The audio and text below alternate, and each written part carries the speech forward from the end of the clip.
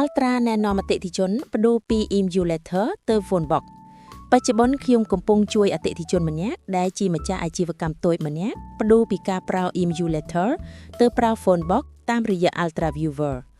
មុននេះគាត់ប្រើ emulator ប៉ុន្តែបន្ទាប់ពីប្រើរយៈពេលមួយការរត់ត្រូវបាន fix ឬបិទដូច្នេះត្រូវបដូរទៅប្រើទូរស័ព្ទពិតដើម្បីមានស្ថិរភាពល្អសម្រាប់រយៈពេលវែងខាងយើងបានរៀបចំទូរស័ព្ទដាក់ក្នុងបោករួចជាស្រេចដោយបានដំឡើងនិង optimize ពេញលីនរចនាបថមានទំហំតូចស្អាតនិងមើលទៅទំនើប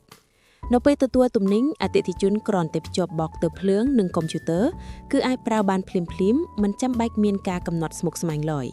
ខាងយើងក៏ផ្ដល់សេវាដំឡើងធូរដោយឥតគិតថ្លៃតាម Ultra Viewer ផងដែរដូច្នេះសូម្បីតែអ្នកថ្មីក៏អាចប្រើបាន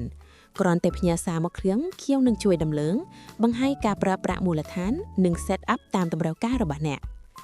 សម្រាប់អ្នកដែលកំពុងប្រើ emulator ឬរត់ multi app sound លើក្រុមប៉ុន្តែមិនទាន់ប្រកាសថា Phonebox សមរម្យឬអត់អ្នកអាចចាប់ផ្ដើមជាមួយបោកមួយម៉ាស៊ីនដើម្បីសាកល្បងមុនបាន